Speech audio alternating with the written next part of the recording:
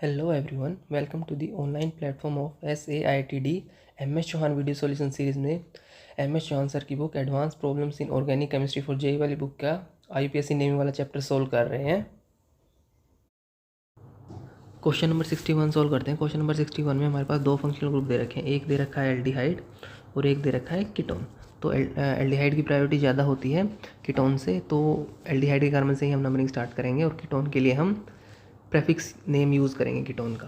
तो नंबरिंग कैसे हो जाएगी 1 2 3 4। तो थर्ड पोजीशन के ऊपर हो जाएगा ऑक्सो, 4 कार्बन की चेन थी उसके लिए हो जाएगा ब्यूटेन, और एल्डिहाइड के लिए सफिक्स हो जाएगा अल। तो इसका कंप्लीट नेम हो जाएगा 3 ऑक्सो ब्यूटेन नल।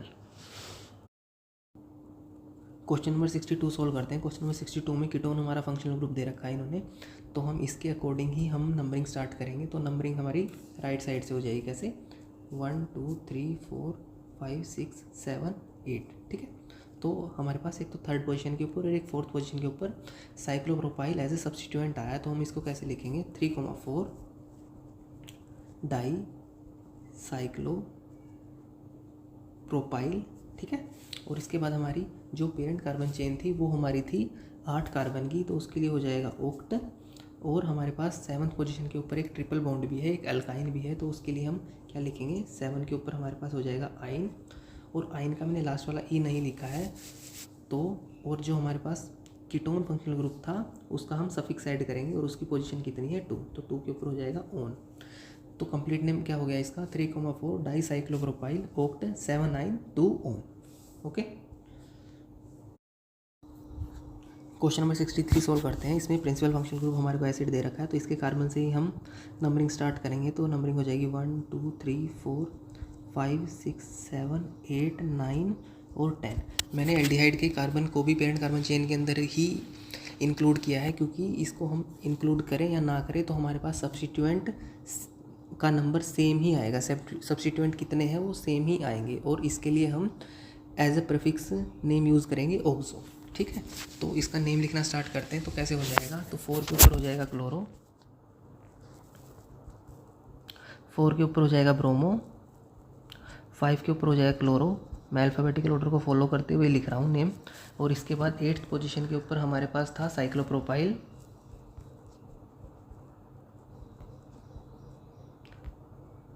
इतना करने के बाद हमारे पास एक तो 2nd पोजीशन के ऊपर एक डबल बॉन्ड आया था और एक डबल बॉन्ड आया था 6th पोजीशन के ऊपर। ठीक है, तो उसके लिए हम क्या लिखेंगे, उससे पहले हमने जो एक हमारा सब्स्टिट्यूएंट को छोड़ दिया है वो 10th पोजीशन के ऊपर ऑक्सो, और इसके बाद हमारी पेरेंट कार्बन चेन बनी थी 10 कार्बन की, उसके लिए हम लिखेंगे डैक। और डैक के बाद मैं ए लगा रहा हूँ क्योंकि हमारे पास 2 डबल बॉन्ड भी है, और डबल बॉन्ड की पोजीशन क्या है, एक तो 2,6 2,6 के ऊपर हमारे पास क्या है डाई ईन है। और इसके बाद हमारा एसिड का हम सफिक्स नेम यूज़ करेंगे, वो हो जाएगा ओइक एसिड। कंप्लीट नेम हो गया है 4 bromo 5 chloro 8 cyclopropyl 10 oxo deca 2,6 dienoic acid. इस क्वेश्चन में मेन बात यही थी कि हमने एल्डिहाइड के कार्बन को पेरेंट कार्बन चेन के अंदर इंक्लूड किया है और उसका प्रीफिक्स नेम यूज़ किया है ऑक्सो। ऐसा क्यों करते हैं कि जब हमारे को इसके अंदर इसका कार्बन को इंक्लूड करें या ना करें, अगर सेम सब्स्टिट्यूएंट ही मिलते हैं तो हम इसके कार्बन को इंक्लूड करके नेम लिख सकते हैं। ठीक है,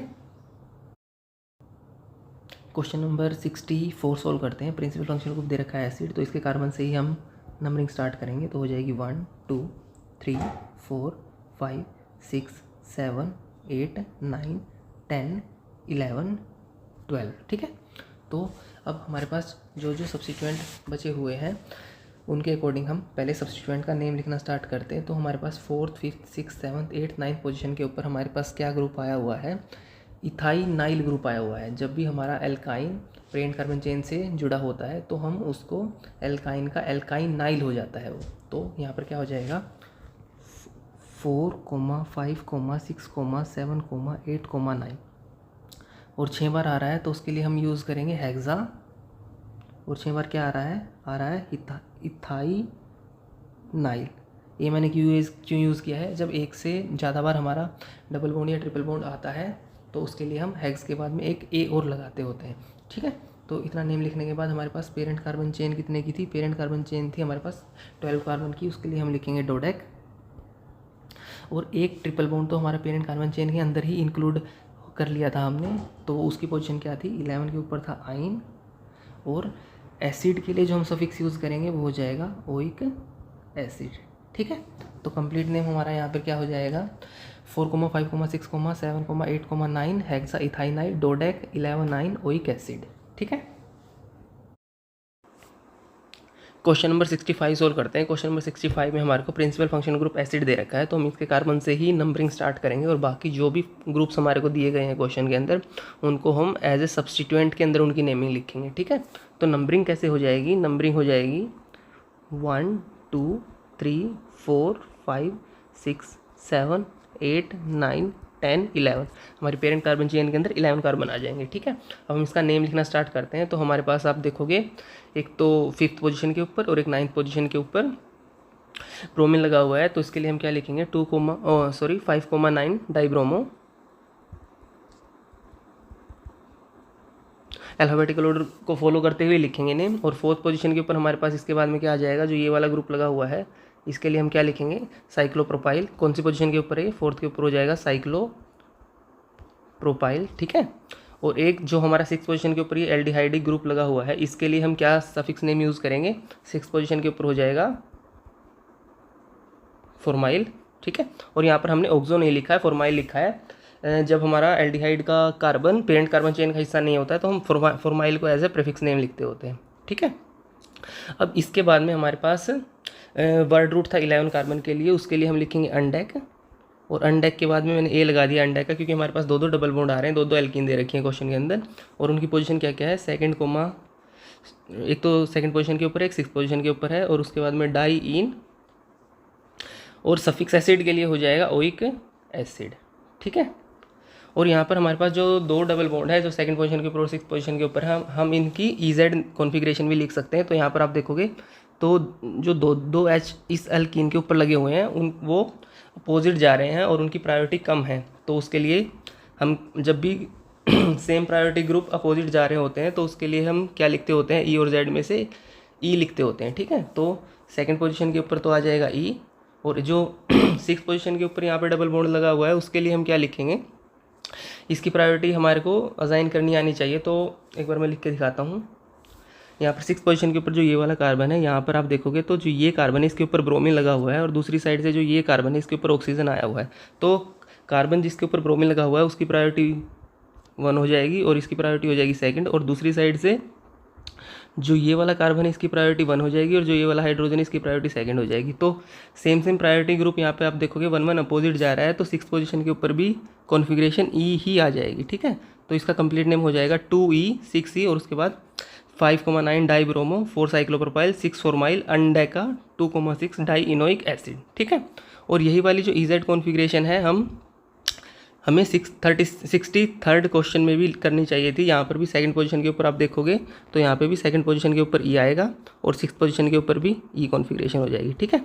और हमारे को ये ईजेड कॉन्फ़िगरेशन स्टीरियो वाले चैप्टर में डिटेल में पढ़नी भी है। क्वेश्चन नंबर 66 सोल्व करते हैं। क्वेश्चन नंबर 66 में हमारे को प्रिंसिपल फंक्शनल ग्रुप एसिड दे रखा है और जो ये दूसरे वाला ग्रुप हमारे को एमाइड दे रखा है यहाँ पे, इसका नेम हम अब प्रीफिक्स में लिखेंगे। तो नंबरिंग करना स्टार्ट करते हैं। तो नंबरिंग कैसे हो जाएगी 1 2 3 4 5 6, ठीक है। तो नेम कैसे हो जाएगा, 3 के ऊपर हो जाएगा ब्रोमो, 5 के ऊपर हो जाएगा क्लोरो और 6th पोजीशन के ऊपर यहाँ पर हमारे को ध्यान से देखने वाली बात क्या है कि हमारा जो पेरेंट कार्बन चेन के साथ में जो ये वाला ग्रुप लगा हुआ है ये N से कनेक्टेड है। तो N से जब भी कनेक्टेड होता है पेरेंट चेन के साथ तो इसकी नेमिंग हम कैसे लिखते होते हैं, इसकी नेमिंग हम ऐसे करके लिखेंगे। ऐसे कैसे, ये हो जाएगा फॉर्माइल और साथ में क्या लिखते होते हैं अमीनो। इसका प्रीफिक्स नेम क्या हो जाएगा, जब भी नाइट्रोजन के साथ कनेक्टेड हो जाएगा फॉर्माइल अमीनो। तो 6th पोजीशन पे हम क्या लिखेंगे, फॉर्माइल अमीनो, ठीक है। और हमारी पेरेंट कार्बन चेन कितने की थी, 6 कार्बन की थी, तो उसके लिए हो जाएगा हेक्सेन और लास्ट में एसिड के लिए सफिक्स हो जाएगा ओइक एसिड, ठीक है। कंप्लीट नेम हो जाएगा 3 bromo 5 chloro 6 formyl amino hexanoic acid. इस बात का आप ध्यान रखेंगे। क्वेश्चन नंबर 67 सोल्व करते हैं। क्वेश्चन नंबर 67 में हमारे को ester as a principal functional group दे रखा है। तो हम इसमें नंबरिंग कैसे करेंगे, हो जाएगी नंबरिंग 1 2 3, ठीक है। और एस्टर का जब भी हम नेम लिखते होते हैं तो जो ऑक्सीजन के दूसरी साइड में जो भी ग्रुप लगा हुआ होता है इसको हम नेमिंग करते टाइम सबसे पहले लिखते हैं। तो ऑक्सीजन के ऊपर कौन से वाला ग्रुप लगा हुआ है, इथाइल लगा हुआ है, ठीक है। तो हम सबसे पहले लिखेंगे इथाइल,